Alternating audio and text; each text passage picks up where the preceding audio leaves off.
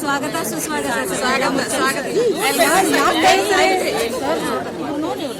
ಧನ್ಯವಾದ.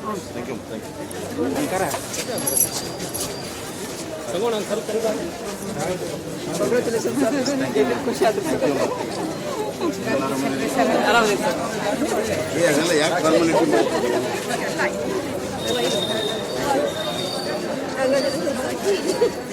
ನೆಕ್ಸ್ಟ್ ಹೇಳಿದ್ರಲ್ಲ. Thank you. ನಿಮ್ಗೆ ಬಂದ್ರೆ ನಿಮ್ ಬರ್ರಿ.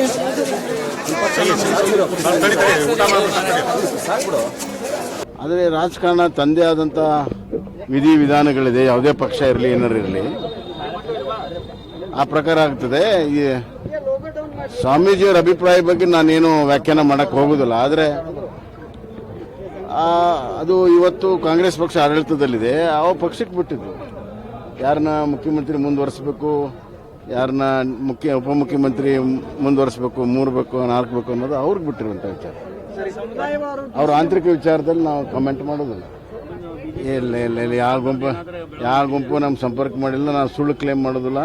ಯಾವ ಗುಂಪು ನಮ್ಮ ಸಂಪರ್ಕ ಮಾಡಿಲ್ಲ. ಆಂತರಿಕವಾದ ಅವರವ್ರ ನಡುವೆ ವೈರೋದ್ಯಮ ಇರುವಂಥದ್ದು ಭಾಳ ಸ್ಪಷ್ಟವಾಗಿ ಹೇಳಿಕೆಗಳ ಮುಖಾಂತರ ಪರಸ್ಪರ ವಿಶ್ವಾಸದ ಕೊರತೆ ಸಂಪೂರ್ಣವಾಗಿ ಎದ್ದು ಕಾಣ್ತೇವೆ. ಪಠ್ಯಪುಸ್ತಕದಲ್ಲಿ ವೀರಶೈವ ಅನ್ನುವ ಶಬ್ದವನ್ನು ತೆಗೆದುಹಾಕ್ತಾ ಇದ್ದಾರೆ. ಅದು ಸ್ವಾಮೀಜಿಯವರು ಶಿವಾಚಾರ್ಯ ಸ್ವಾಮೀಜಿಯವರು ನೀವು ಕೊಟ್ಟಿದ್ದಾರೆ. ನಾನು ಅದನ್ನು ನೋಡಿಲ್ಲ. ಅದೇನೋ 9th ಸ್ಟ್ಯಾಂಡರ್ಡ್ಗೇನೋ ಆಗಿದೆ ಅಂತ ಅಂತಾರೆ. ಅದು ನಾನು ಗಮನಿಸಿಲ್ಲ. ಅದೇನೋ ಹಂಗೆ ಆಗಿದ್ರೆ ಸರಿಪಡಿಸ್ಬೇಕಂತ ನಾನು ಸರ್ಕಾರಕ್ಕೆ ಒತ್ತಾಯ ಮಾಡ್ತೀನಿ. ಈಗ ಹೊಸದಾಗಿ ವ್ಯಾಖ್ಯಾನ ಮಾಡುವಂಥದ್ದು ಕಾಂಗ್ರೆಸ್ ಪಕ್ಷದಲ್ಲಿ ನಡೆದಿದೆ. ಅಸಲಿ ರಾಜಕಾರಣ ಬೇರೆ ಇದೆ, ಹೊರಗಡೆ ವಾದ ಮಾಡೋದು ಬೇರೆ ಇದೆ. ಇದು ಭಾಳ ಸ್ಪಷ್ಟವಾಗಿದೆ. ನೋಡೋಣ, ಕಾದು ನೋಡೋಣ ಎಷ್ಟು ಜನ ಉಪಮುಖ್ಯಮಂತ್ರಿಗಳು ಮಾಡ್ತಾರೆ ನೋಡೋಣ.